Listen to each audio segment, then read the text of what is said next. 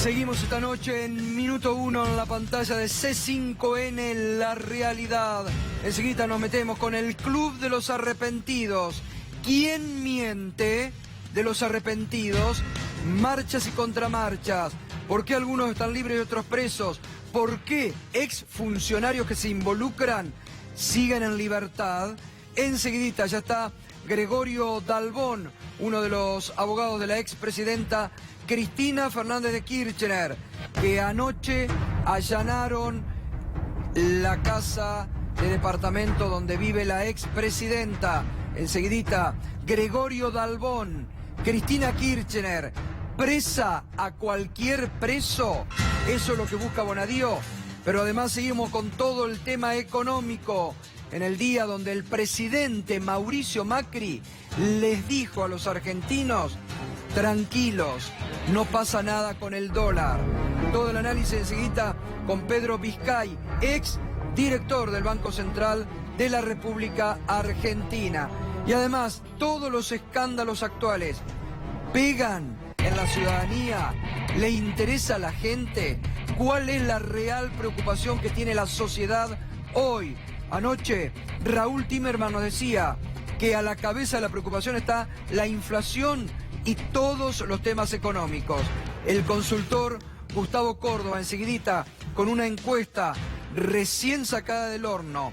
Los cuadernos, ¿pega para la actual coyuntura política? Enseguidita también en el análisis de Gustavo Córdoba. Antes de ir al Club de los Arrepentidos, antes de ir a repasar el tema económico, porque hoy el gobierno anunció un nuevo ajustazo que cae duro sobre las provincias y sobre los municipios. Fernando Alonso Seguita lo cuenta, y Darío Villarruel, que suma más información de los últimos arrepentidos, del Club de los Arrepentidos.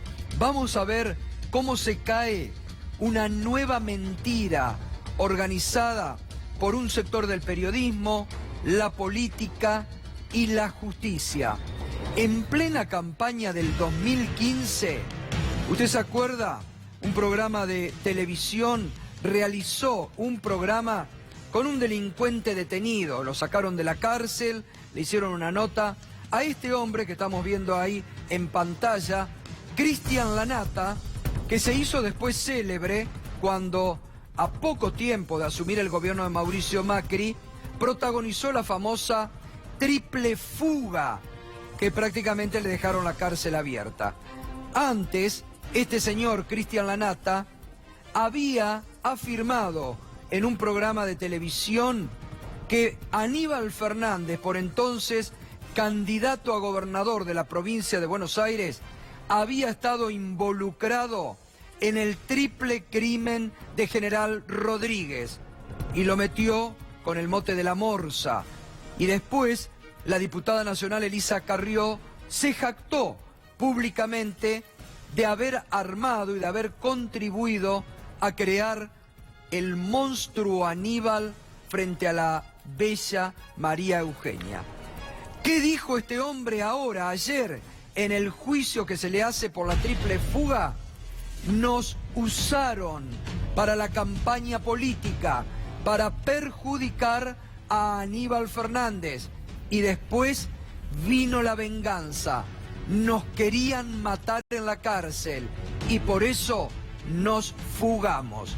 Cristian Lanata denuncia que le dieron un guión armado para que en ese programa de televisión involucrara al ex jefe de gabinete y candidato a gobernador Aníbal Fernández en el triple crimen de General Rodríguez, y eso lo sacó de la carrera electoral.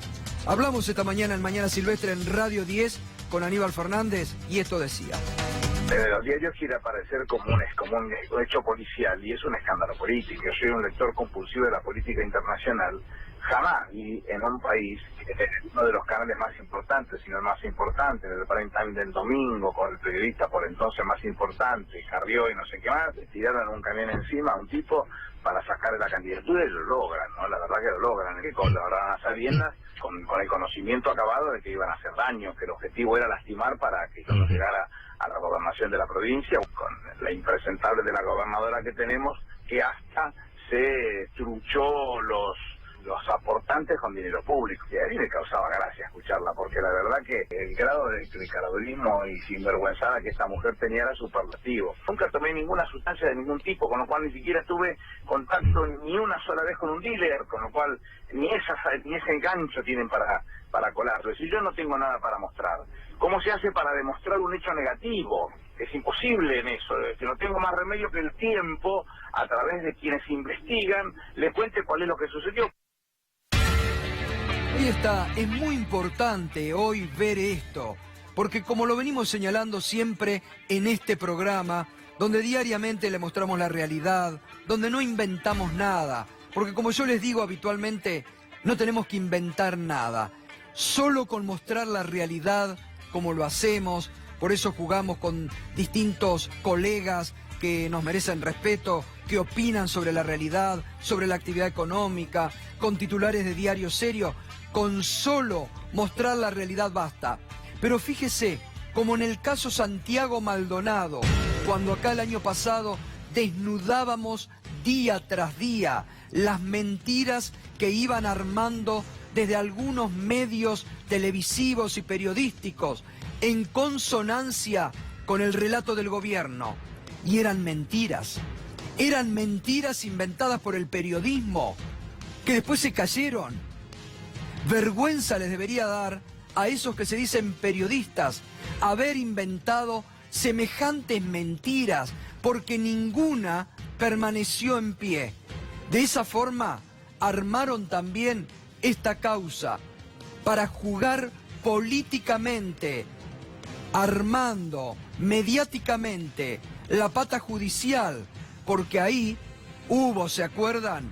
Hubo denuncias, incluso que rozaron a quien en ese momento era el gobernador de la provincia de Buenos Aires y candidato presidencial Daniel Scioli.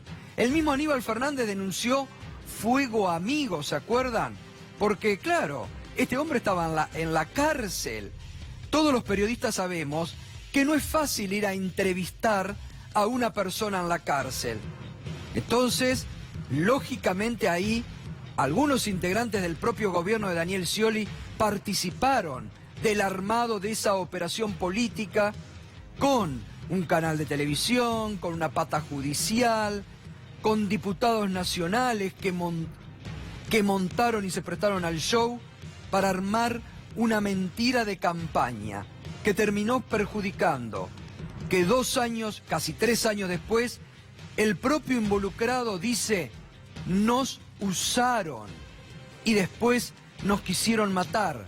Por eso tal vez le dejaron la puerta de la cárcel abierta, para que se escapen y ver si en ese escape lo mataban. Ahí está. Nos usaron para la campaña política, para perjudicar a Aníbal Fernández, y después vino la venganza. Nos querían matar en la cárcel y por eso nos fugamos. Y digo yo, con datos de la realidad, la propia diputada Elisa Carrió admitió esto. Ella dijo públicamente, yo ayudé a construir el monstruo Aníbal y a la bella María Eugenia Vidal. Esto es importante tener en cuenta hoy por hoy, sobre cómo los medios participan activamente en la vida política. Son instrumentos de la política, algunos medios ya en la Argentina de hoy. Hicieron, ellos mismos lo dijeron, acuérdese que un editor destacadísimo del diario Clarín lo dijo y admitió, periodismo de guerra contra el gobierno anterior. Y ahora participan activamente del armado de todas estas causas, que después se caen porque no tienen peso. Por eso es que hay que estar muy atentos a los entramados judiciales, a lo que se cuenta diariamente. Por eso aquí, como decimos con Darío, hablamos a través de la realidad o con lo que dicen los expedientes, no con el deseo de algunos de que los hechos ocurran cuando no hay elementos para que ocurran. Darío. Quería agregar, Gustavo, que esta declaración la hizo ante un tribunal oral. Es decir, frente a un tribunal oral, él declaró esto. digo, cuánta impunidad que tenemos los medios, porque si no corroboramos lo que pasa, las operaciones, a mucha gente le queda lo que se dijo. Que a lo mejor mucha gente por esto cambió su voto en esa oportunidad. ¿Qué estará pensando? Después arrepentirse, no tiene sentido. ¿Cuándo vamos a hacer una medición de la credibilidad que tienen hoy los medios en la Argentina cuando operan junto a la justicia y junto a la política? Me parece que es una encuesta muy importante porque algún día nos van a pasar la factura, digo, a los que se equivocan, a los que mienten, a los que hacen operaciones, a los que hacen que la gente crea que está muy bien detener a cualquiera porque sí, porque lo dicen los medios. Y así no funciona el Estado de Derecho en la Argentina, bueno, y tampoco la gente, ¿no? Fíjate hoy que vos, Darío, que hoy hay periodistas, colegas que se han convertido en fiscales, jueces, que juzgan y condenan y mandan a la cárcel. Y lo peor es que hay algunos fiscales y jueces que siguen a esos periodistas porque le tienen miedo. Fiscales y jueces de esta Argentina. Fíjate que ni Carlos Stornelli ni Claudio Bonadío han hablado en los términos que hablan algunos colegas, que ya dan por terminado el proceso de los cuadernos y, como te dije antes, recién está comenzando. Hay mucha agua que recorrer todavía para determinar responsabilidades, testigos, arrepentidos, culpables. Falta mucho, esto recién comienza y ya lo quieren terminar. Claro, hay elecciones el año que viene y esto tiene mucho que ver, ¿no? Bueno, sí, y colegas que están sugiriendo, que lo plantean, vos fíjate la locura también, ¿no? Algunos colegas que han llegado en las últimas horas a plantear como idea que el gobierno debería, para legitimarse, convocar elecciones a diciembre de este año, ¿no? ¿Lo escuchaste, no? Sí. Bueno, Sí. la verdad entonces que ¿en qué panorama estamos en la Argentina? Vamos al Club de los Arrepentidos. Vamos a detenernos esta noche porque pasa así, como decía Darío, grandes titulares, arrepentido, nombró a tal persona, pero después no van a la declaración. Vamos a detenernos en la declaración del ex presidente de la Cámara Argentina de la Construcción, Wagner, que se arrepintió para no quedar pobre hombre preso, ¿no? Vamos a ver lo que dijo. Fíjese. La trama se armó en el 2004 e intervinieron las empresas Perales Aguiar, Vialagro, Biancalani, Losi, Fontana Micastro, Marcalva, IEXA. Acá nos vamos a detener, Presta atención, IEXA. Esto dice que se armó en el 2004. Chediac, que ahora es nuevo arrepentido. Equimac, Coarco, Cartelone y Vialco, entre otras. ¿Por qué digo que nos vamos a detener? En el 2004, IEXA era de Franco y de Mauricio Macri. Y uno aquí se pregunta, ¿cómo? Si el juez Bonadío mandó a detener a todos los empresarios involucrados en este escándalo, no mandó a detener a Franco Macri, no mandó un interrogatorio al presidente Mauricio Macri, que en ese momento era parte de IEXA. Esta es la gran pregunta. Wagner involucra a IEXA, que en el 2004, reiteramos, era una empresa de Franco Macri y de Mauricio Macri, porque la vendieron en el 2007 al primo presidencial Ángelo Calcaterra, que hoy está involucrado en estos cuadernos. Pero vamos más de lo que dijo Wagner.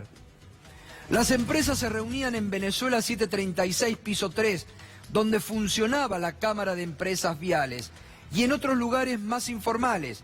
Ahí se determinaba el ganador de la licitación en función del interés en la obra y del volumen del trabajo que tenía cada empresa.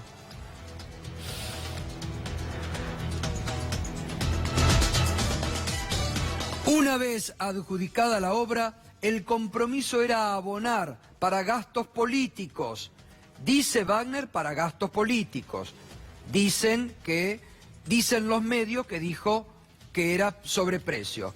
El anticipo financiero entre el 10 y el 20%, y lo que se entregaba era la totalidad, deducidos los impuestos. Así Wagner involucra a la empresa de Franco y de Mauricio Macri. Pero anoche también teníamos esa perlita que había descubierto nuestro colega Carlos Burgueño, que nos recordaba que en el 2013, para la licitación de las Represas Hidroeléctricas del Sur, se había presentado una UTE, Unión Transitoria de Empresa, que conformaban Ángelo Calcaterra, Lázaro Báez, Wagner, el hoy arrepentido, y Chediak. Mire qué cuatros, juntos. Lázaro Báez, Calcaterra, Chediak y Wagner. Los cuatro en el 2013 habían conformado una UTE, Unión Transitoria de Empresas, con Lázaro Báez. Darío. Mirá qué cuidadosa es la declaración, y acá está el doctor Gregorio Dalbón, que no me va a dejar mentir, que en realidad, cuando declara Wagner, él es como que manejaba todo, pero él no cobró nada. No sé, doctor, si me permite, es como que él declara algo, cuenta cosas, pero él se corre. Es decir, no está reconociendo que él es parte, no es arrepentido de nada, está dando información más que involucrarse en el hecho, ¿no? Yo puedo dejarte mentir porque muchos han ido a declarar y tratando de salvar su pellejo, han creído que el arrepentimiento es prueba.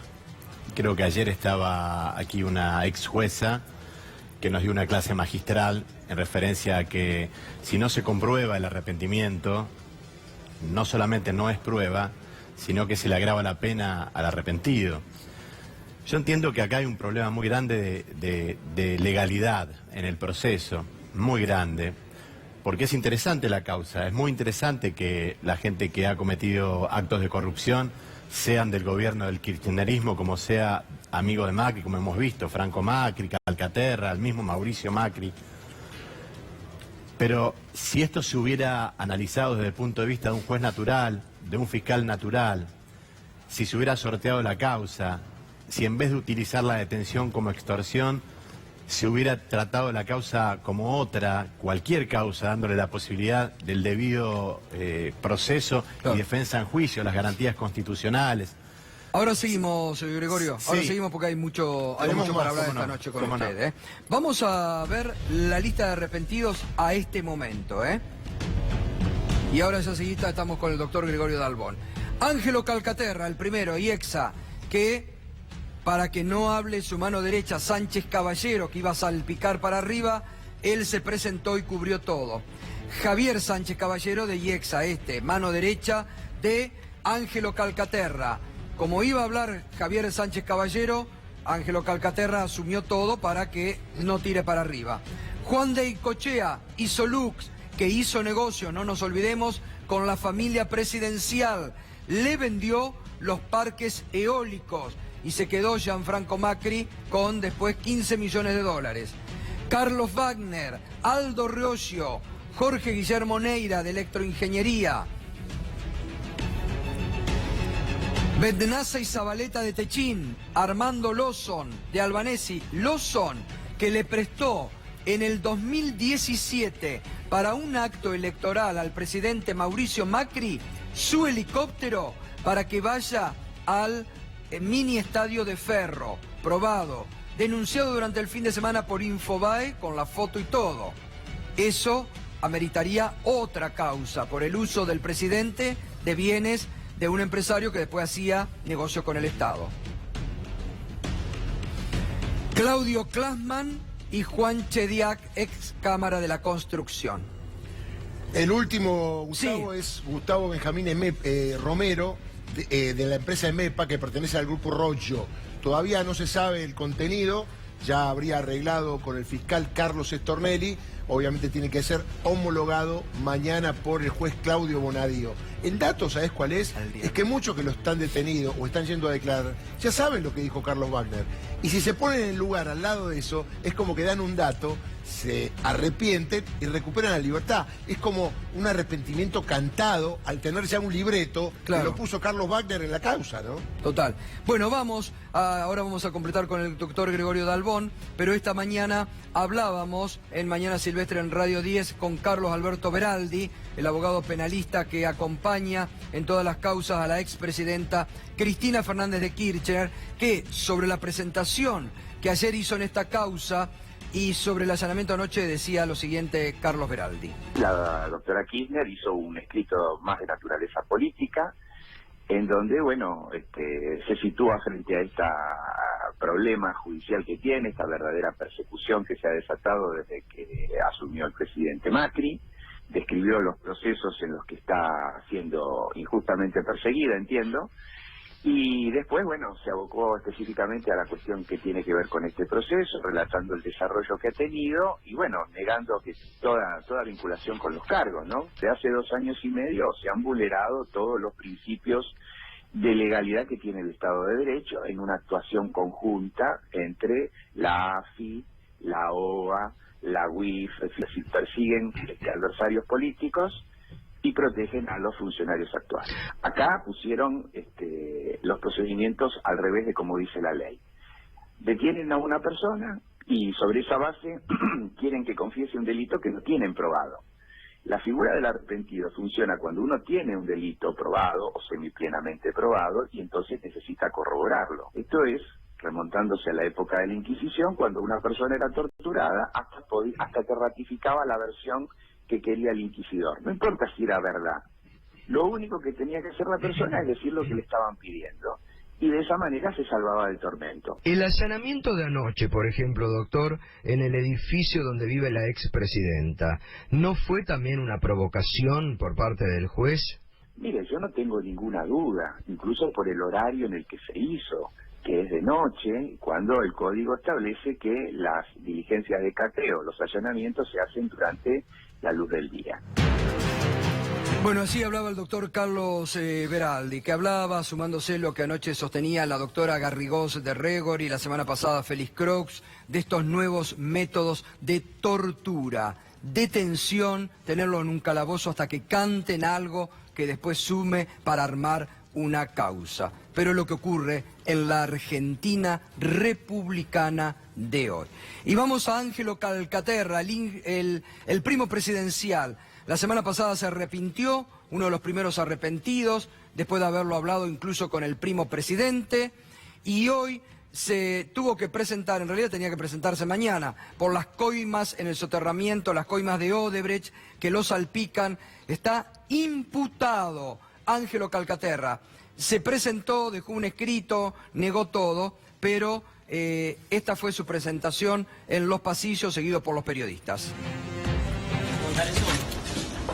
Calcaterra, ¿por qué se arrepiente en la causa de Bonadío y no en esta causa? Están levantando señalas. Diablo. Cristina lo acusó de haber sido con funcionarios judiciales para organizar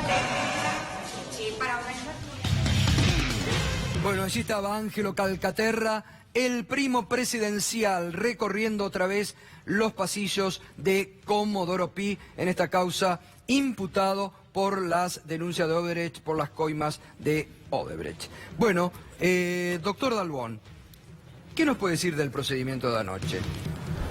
¿Ustedes creen que fue, como se dice habitualmente, por no decir una grosería, una mojada de oreja a la expresidenta? No tiene el valor ni Bonadío ni Stornelli para hacer una cosa así. ¿Y pero cuál es la lógica? ¿Cómo se entiende? No, entiendo que fue una provocación para tratar de amedrentar, para tratar de decir acá estamos nosotros, para darle una señal al Senado y sobre todo para hacer un show, porque ayer fue un día que económicamente casi explota el país por el aire.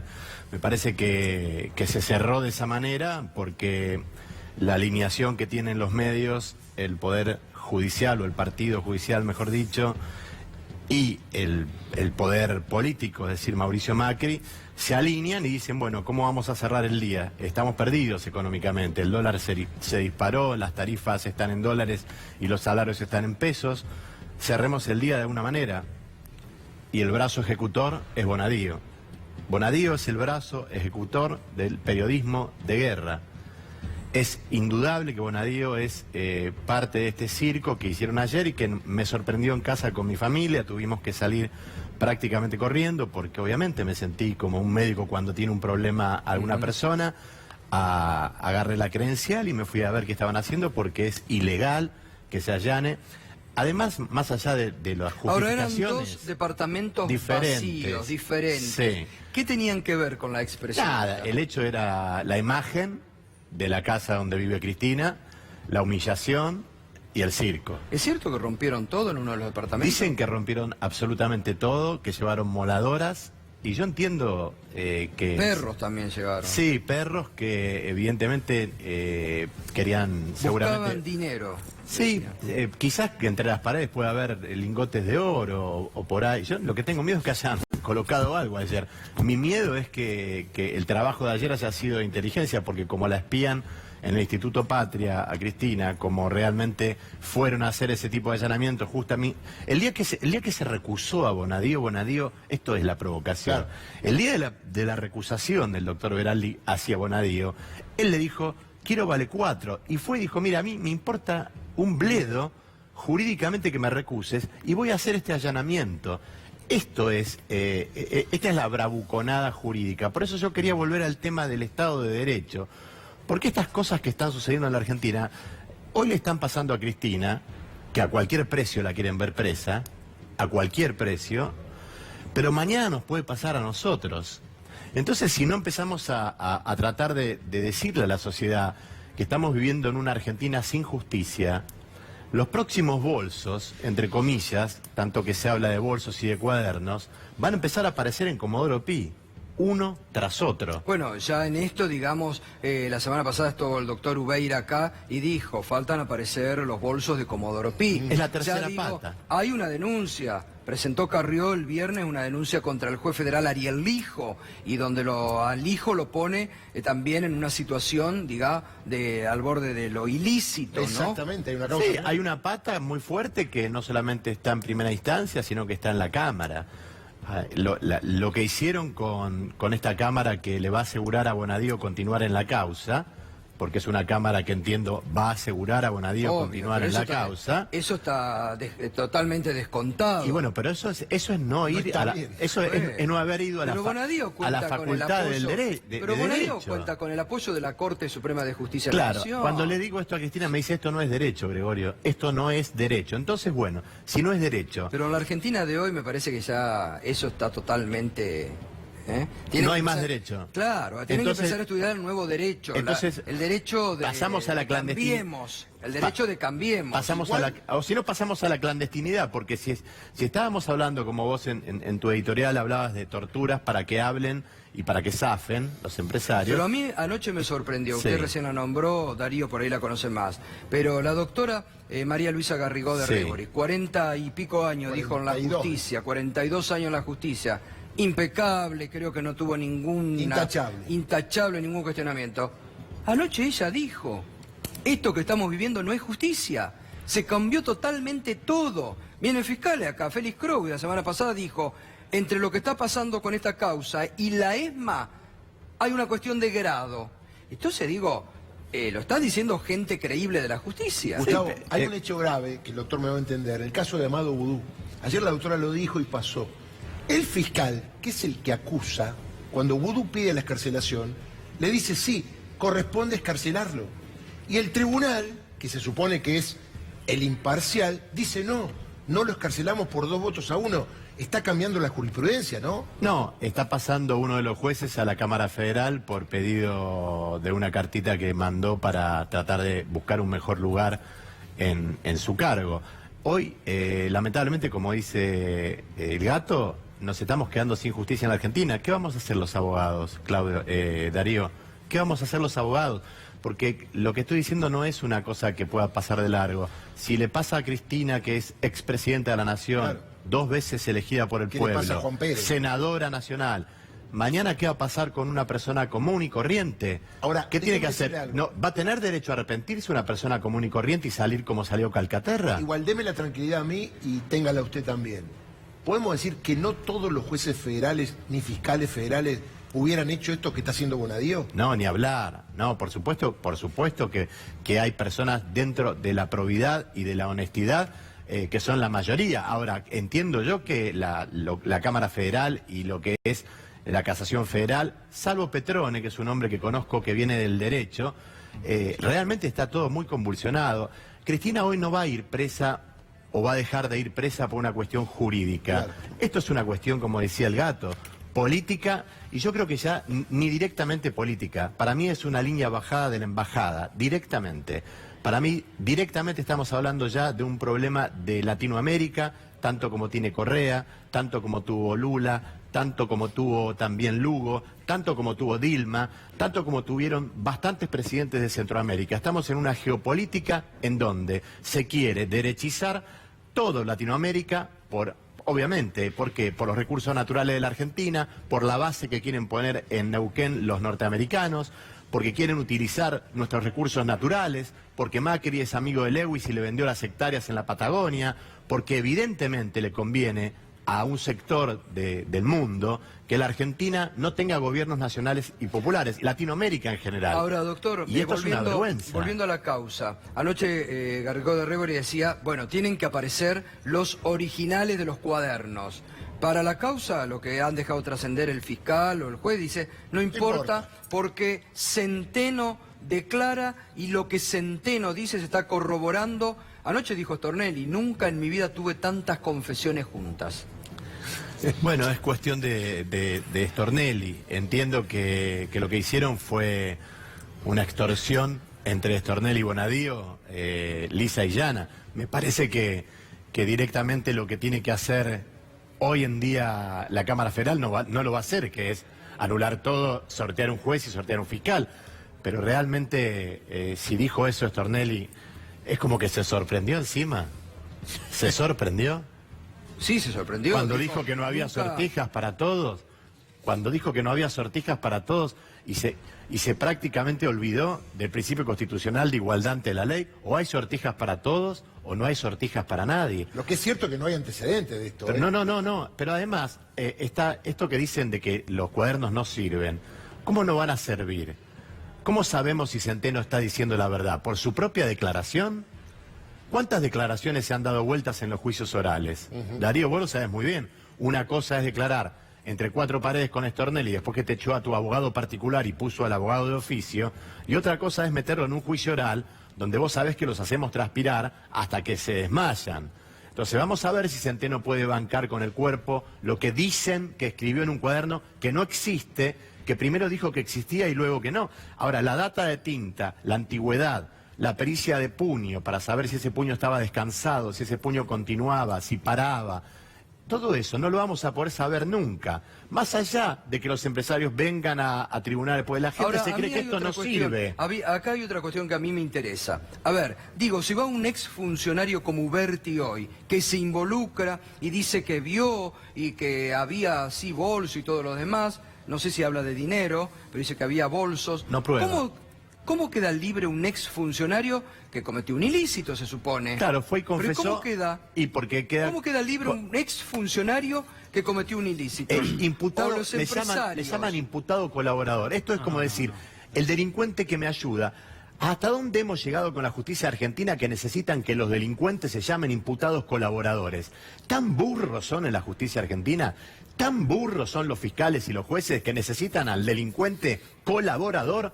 ¿Por qué no buscan en el juzgado a los chicos que están estudiando abogacía que los ayuden? ¿Por qué no buscan secretarios? ¿Por qué no buscan prosecretarios? ¿Por qué no buscan gente que realmente tenga vocación de ser magistrado? Ahora no, buscan imputados colaboradores. Así que necesitan a los delincuentes. Pero si la justicia es la que tiene que realmente poner quién es libre, quién es realmente inocente y quién no lo es. No, porque además... ¿Por qué imputado colaborador? Es un asco escuchar la palabra imputado colaborador. Es de testigos, ¿no? Claro, pero es terrible. Aparte el imputado, perdón, Gato, lo último, esto chiquito, el imputado colaborador que se autoinvolucra en la causa para zafar no es prueba. Claro. Eso es lo que hay que tener bien presente. Ahora, para la opinión Pero pública... es un asco esto. Está bien, pero para la opinión pública dice, y es Uberti, era del riñón de ellos, lo dice Uberti. ¿Y qué ¿No lo ve puede que- decir? no Pero ve que existe. Pero lo puede decir quien quiera, porque es un imputado colaborador. ¿Qué credibilidad le podemos dar a un delincuente que se sienta a decir, soy un delincuente, vengo a colaborar? ¿Qué tengo que decir? ¿Que los bolsos iban para dónde? ¿Para Olivos? Para Olivos, listo. Me voy, listo. Imputado colaborador, Igual, es un perdón, asco. otro más que no se quedó con nada. Presten atención con esto. Todos los que se están arrepintiendo del lado, teóricamente, del ex gobierno, colaboraron, llevaron la plata, pero no se quedaron con nada. Bueno, eso es lo que sorprende. Como, bueno, José López José López no puede decir de dónde le salieron los 9 millones de dólares. Porque ahí sería interesante saber, porque evidentemente algún empresario le dio a José López eso. No, y además no solamente, yo quiero ser en esto no fundamentalista, así como acabo de decir la justicia que realmente es una justicia detestable, la que colabora con los delincuentes, o los delincuentes que colaboran con la justicia. Me parece que también hay que reconocer que esta causa puede tener ribetes interesantes. Vamos a las coimas de parte de los empresarios, como las que estuviste relatando, y también vamos a los funcionarios. Vamos también a los funcionarios. Pero los empresarios se dieron coima. ¿No son partícipes de un delito? Pero sí, claro, cómo no. Si es el cohecho activo y pasivo, es el que da y el que recibe. De aquí a que vaya un juicio oral, que vaya a saber cuándo ocurre, y los empresarios. Este juicio oral va a terminar en la nulidad absoluta por culpa del Tornelli y por culpa de Bonadío. Pedro Vital, buenas noches, Pedro.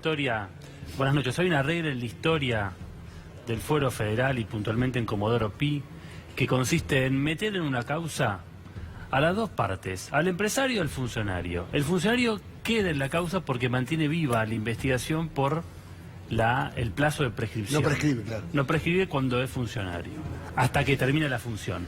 El empresario entra y sale y le permite al juez mantener y construir en torno a eso un sistema extorsivo, que es el que se ha visto siempre en la Argentina. Lo que es nuevo de esta historia es que tiene una finalidad eminentemente política frente a la primer líder de la oposición en el país, que encara un proyecto alternativo al de este gobierno y que se usa en manos de un juez federal el sistema de garantías para destruirlo en todo su conjunto. Entonces esto es una investigación que no respeta ninguna regla del principio de legalidad y debido proceso. A mí sabe lo que me desespera, porque uno aspira, uno vive en este país, aspira a desarrollarnos, a crecer, a seguir creciendo en este país, y que lo que usted dice, lo que dicen hombres prestigiosos del derecho en la Argentina, es después, usted dice, esto no existe, pero es corroborado por una Cámara Federal y por una Corte de Justicia, porque yo digo, ¿la Corte dónde está? Porque si todo esto es un desastre, alguien tiene que poner límites a los desastres. Porque la justicia federal está manejada por el sistema de inteligencia, y esto es lo que la Argentina tiene que por modificar. los servicios de inteligencia. Exactamente. Por los carpetazos, que acá debe haber mucho de y esto la Argentina lo tiene que modificar urgente, con este gobierno, con otro gobierno, porque se está perdiendo además una oportunidad histórica, porque esta gente que está ahí en esas imágenes no son inocentes, son los responsables del daño social más grande que tiene la Argentina, que es el deterioro de la calidad institucional y la pérdida de miles de millones de dólares por corrupción. Claro. Pero cuando se inicia una investigación... Porque no son ángeles muchos de estos empresarios. No, ninguno de estos son ángeles. Y detrás de cada coima hay un sobreprecio. Entonces, claro, cada uno de estos señores ha cobrado jugosas sumas en sobreprecios. Para investigarlos hay que respetar el principio de legalidad, si no, se caen las investigaciones, no sirve. Mucho menos sirve si esto es para modificar los actores de un cartel, de obra pública y traer otro, que es lo que están haciendo. Por eso es evidente. Están haciendo la pirámide para llegar a las empresas chinas, vienen las empresas del presidente, salen las empresas... Acá, por ejemplo, ahí está. 2004, IEXA, que Wagner lo nombra, porque digo, el Club de la Obra Pública no nació en el 2004 en la Argentina. Pero los mismos empresarios que lo aplaudían, Alfonsín, a Menem, sentados en la primera fila, que lo aplauden ahora a Macri, participaban de los negocios. Totalmente. Ahí Wagner lo nombra a IEXA. Lo nombra IEXA. En el 2004 era de Franco Macri y de Mauricio Macri. Digo, ¿por qué el juez no lo llama Franco Macri o al presidente a que den testimonio? Yo te propongo que hagan el ejercicio y que verifiquen cuántas de las empresas mencionadas por Wagner han aportado a la campaña de Cambiemos. ¿Por qué ¿Cuántas? Cristina pidió 4 veces? Más de una ha aportado seguramente. 4 y además veces. Violando la ley de financiamiento de los partidos políticos, que es el otro problema, porque las empresas no pueden financiar las campañas políticas. Bueno, Marasco, el arrepentido del PRO, dijo acá que los empresarios daban todos plata negra. Plata negra. La auditoría que pidió la expresidenta, 4 veces pidió la auditoría. Exacto. Del 2003 al 2015 de la obra pública. Cuando la pregunta clave que todo el mundo hace es, ¿y Cristina no sabía de lo que estaba ocurriendo cuando ven esta causa? Y es la típica pregunta. Cristina fue muy clara conmigo. Yo era la presidenta de la Nación y como tal no era la presidenta de la obra pública. Claro. El Poder Ejecutivo tiene las funciones dentro de la Constitución Nacional que indican cuáles son sus funciones concretas. Y también tiene el derecho administrativo que dice cuáles son las funciones que debe delegar para no tener la suma del poder público. Obviamente que no estaba al tanto de esto. ¿Quién puede decir que Cristina estaba al tanto? Nadie. ¿Cuánta gente ha ido a declarar? Nadie puede mencionarla, salvo un señor que dijo que la vio en pijama en la Quinta de Olivos. Me parece deleznable, directamente increíble además.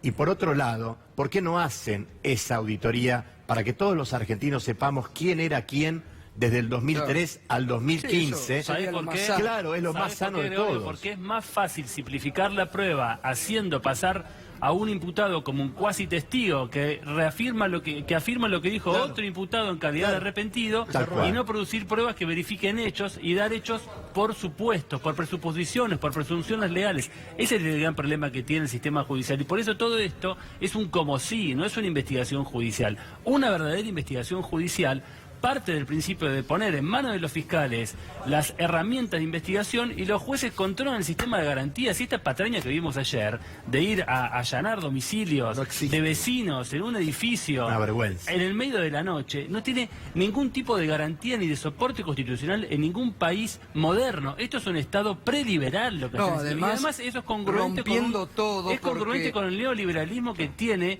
que encarna este modelo económico, porque es liberal en las formas económicas y profundamente autoritario y predemocrático en las formas jurídicas. Esto es una bestialidad. Ha sido muy amable con lo de neoliberal. Para mí es un gobierno dictatorial, porque ya cuando los principios del derecho empiezan a dejar de existir, la democracia se convierte en una dictadura. Y yo no estoy diciendo que Macri sea un dictador, ni estoy diciendo que la Argentina tenga un proceso digamos, que no sea democrático. Lo que estoy diciendo es que si perdemos el Estado de Derecho, estamos perdiendo la democracia. Estamos en peligro. Estamos en peligro. Y nosotros, para no decir autorreferirme, nosotros lo estamos diciendo hace mucho tiempo en esta casa. Estamos en peligro de perder la democracia, porque la democracia sin justicia se convierte en una dictadura. Me permiten un minuto, está Gustavo Córdoba. ¿Cómo estás, Gustavo? ¿Qué tal? Anoche Raúl Timerman, consultor, decía que, impacta poco sobre la opinión ciudadana este escándalo, lo que estamos describiendo todos estos días. ¿Han hecho ustedes mediciones? Claro. Terminamos una ayer al mediodía, preguntamos específicamente del tema de los cuadernos, el grado de credibilidad que tenía la gente. Y la mitad de los argentinos que consultamos, el 50% exacto, dijo que no creía en ese contenido, y tan solo un 38% decía que sí. Lo más interesante que nosotros hemos detectado es la existencia de núcleos duros en la grieta, tanto a favor del kirchnerismo como a favor de Cambiemos, del macrismo. Y el dato es, cuando le preguntamos si el tema de los aportantes truchos de la provincia de Buenos Aires impactaba en Macri y en Vidal, un 55% nos dijo que sí y solo un 20% nos dijo que no. Anotate ese 20%. Sí. Cuando le preguntamos si el tema de los cuadernos le afectaba a Cristina, el 50% nos dijo que sí y un 34% nos dijo que no. Ahí hay un dato que a mí me permite por lo menos aventurar una conclusión relativa, que sería que el núcleo duro del kirchnerismo hoy está mucho más sólido o es mucho más compacto que el núcleo duro de Cambiemos. Este es un diferencial que me parece que es muy interesante, porque evidencia claramente un desgaste en el gobierno y en la imagen de Vidal y de Macri, pero al mismo tiempo el contexto económico ha hecho que la imagen del presidente siga bajando. Es decir, ¿esta causa lo ayuda al presidente a recuperar imagen? Claramente no, porque no existe ya en términos de comunicación un único tema que tapa el resto de la agenda. Hay múltiples audiencias, múltiples agendas, y evidentemente este es un tema que en el contexto de la mala imagen de la política, la justicia y los empresarios, que nosotros lo hemos promediado prácticamente en un 70%, la gente ya no les cree. Ese es el punto. El gobierno perdió confianza y credibilidad. Ese sería el resumen. Y además me parece que hay un desacople entre lo que la sociedad esperaba en términos de resultado de gestión y lo que efectivamente está recibiendo, ¿no? Ese diferencial siempre lo va a jugar en contra un gobierno. Se suma Juan Graboy esta noche. Buenas noches, Juan, y gracias por estar. Primero, ¿por qué acompañaste ayer a la expresidenta a tribunales? Porque creo que se le está haciendo un daño irreparable a la vida democrática argentina, con independencia de la evaluación que cada uno tenga sobre la posición política de Cristina, su gobierno, etcétera. Digamos, estos niveles de hostigamiento y agresividad contra tal vez la principal figura de oposición no tienen precedente en nuestra historia democrática, y creo que es muy importante que la población se manifieste, que la política se manifieste, que muchos de los que callan empiecen a hablar para repudiar esta verdadera locura que estamos viviendo en un contexto que tampoco tenemos que dejar que el árbol tape al bosque. Es un contexto en el que yo siento que estamos al borde de una catástrofe socioeconómica, digamos, ¿no? Se están acelerando los indicadores de deterioro socioeconómico gravemente. Hay una tremenda baja en precisamente la construcción, ¿no? Es paradójico porque se está produciendo un efecto secundario de este show.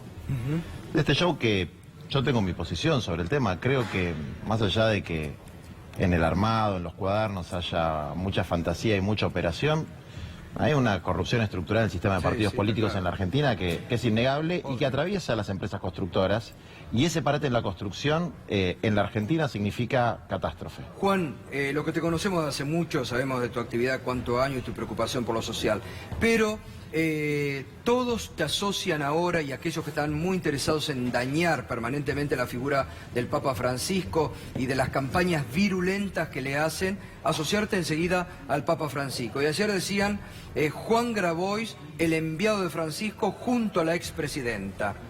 Bueno, hay una situación un poco esquizoide en esos planteos, porque en el mismo diario, en una nota, dicen Juan Grabois enviado por el Papa Francisco, y en otra dicen Juan Grabois no es enviado por el Papa Francisco. Es decir, tratan de diversificar el planteo para sus distintos segmentos de opinión. Lo cierto es que yo siempre fui en mi propio nombre a hacer las cosas que, ni siquiera en el nombre de mi organización, que es un sindicato donde tenemos distintas visiones y posiciones sobre la realidad. En mi propio nombre y también como referencia de un sector de la militancia que no fue kirchnerista, que no se siente identificada con el proyecto kirchnerista, pero que sí tiene una visión popular y democrática del proceso político y cree que esto atenta contra ello. Por otro lado, sí hay manifestaciones del Papa Francisco que son públicas, se pueden buscar en internet, sobre la situación regional y el deterioro, ¿no?, de la democracia en la región. Hoy el presidente dijo respecto a la devaluación, no pasa nada, muchachos, tranquilo. Pedro. Pasa de todo. Creo que pasa de todo porque, como bien viste ayer, que intentaron tapar la realidad del frente cambiario y financiero con una abrupta medida violatoria de todas las garantías constitucionales de Cristina Fernández, lo que ves es un mercado financiero a nivel internacional que descree profundamente de la Argentina, y a nivel interno estás viendo los funcionarios económicos de este gobierno que están intentando, a como puedan, resolver bajo la presión del Fondo Monetario Internacional los errores de gestión y los errores que han generado en el frente financiero y monetario. Digo, uno ve que ayer el presidente del Banco Central, que viene de ser el ministro de Finanzas y que tiene una pata en el Ministerio de Finanzas, otra pata en el Banco Central, controla los dos comandos, dice, el sistema financiero en la Argentina es un sistema financiero anormal, lleno de burbujas tóxicas, y es el principal inversor en letras del Banco Central durante el último periodo. Esto da cuenta de que hay una situación esquizoide, como bien dice Juan, pero también en el plano financiero, que hace que el gobierno se vea obligado a tomar una serie de medidas para tratar de que el Fondo Monetario le preste la plata que necesita para llegar a fin de mandato. Pedro, a vos te echó Federico Sturzenegger. Así es. Que organizó las bombas de la LEVAC, que ahora Caputo dice, en un gesto patriótico, vamos a desarmar, ¿no? Digo, y en su momento vos fuiste crítico de esa gestión, ¿no? Yo traje los informes. Traje 2 informes. Hay por lo menos 4 informes que yo le presenté a Sturzenegger, están acá, estas son copias que yo me quedé, donde yo le digo exactamente esto. Cuando las LEVAC tocaron el mismo nivel de base monetaria en abril del 2016, le dije, cuidado con esto, porque esto va a ser una bomba que va a generar una falta de reacción en la capacidad de control del Banco Central sobre el funcionamiento del sistema financiero. Y eso pasó. Pasó porque era evidente que si vos generás una apertura irrestricta de la economía, liberás todos los controles cambiarios, subís la tasa de interés, te vienen 7.000 millones de dólares de fondos del exterior a timbiarte contra tu principal instrumento de regulación monetaria, cuando las condiciones internacionales cambies, se te van y entraste en un escenario de inestabilidad financiera muy profunda, que es lo que vimos, digamos. El gobierno lleva devaluado la moneda un 212% desde que asumió la gestión, Sí. y llegó diciendo que iba a generar un plan de pobreza cero. La devaluación, y esto hay que entenderlo, rompe el salario de los trabajadores y fortalece el poder económico de los Totalmente. especuladores. Totalmente. ¿Puedo poner una punta ahí? Sí, una puntita. cortita. Cortita. Mauricio Macri le dice a los argentinos que se esfuercen. Lo he escuchado varias veces. Esfuércense. Yo creo que Mauricio Macri no sabe lo que es el esfuerzo. Nunca lo ha sabido. Ha nacido en cuna de oro, se ha criado en colegios privados, en universidades privadas. Para que alguien pueda decirle a otro que se esfuerce, tiene que haber vivido ese hambre, esas zapatillas que no se pudo comprar. Hoy estamos viviendo en un país en donde el presidente de la nación está gobernando para aquellas personas que tienen dinero en Levax y no para aquellas personas que realmente se están esforzando, que no tienen ni idea lo que quiere decir el esfuerzo del presidente, que son las personas de menores recursos sociales, las personas que realmente no pueden sostenerse si no es en una escuela pública, las personas que no pueden sostenerse sin la salud pública, las personas que no pueden sostenerse sin un salario digno. Ese tipo de esfuerzo, Mauricio Macri, el presidente de la Argentina, nunca en su vida, nunca lo vio. Juan, ¿está todo bien, como dijo hoy el presidente? Yo veo una situación muy que se está poniendo fea, y creo que todos los que queremos a nuestro país tenemos que trabajar para que haya una transición democrática sin proscripciones. Yo creo que acá hay un intento de proscripción de una figura fundamental de la oposición y que no es solamente el gobierno y ni siquiera es todo el gobierno, el que busca generar una situación antidemocrática. Hay intereses económicos, hay sectores del Poder Judicial, hay contradicciones entre ellos. Y sectores del peronismo también, hay que decirlo. Hay Sectores cómplices del peronismo también. y partícipes, Total. pero que hay que hacer un esfuerzo para lograr evitar una nueva catástrofe en la Argentina, porque después esas cicatrices son muy difíciles de curar. Ya nos pasó. Gracias, Juan. No, gracias, gracias. Gustavo, como siempre. Gracias. Gracias, doctor No, Dabón. gracias a Gracias, vos. Pedro. Un gusto. mañana. Darío, hasta mañana. Fernando, hasta mañana. Pausa y ya volvemos aquí en Minuto 1, La Realidad.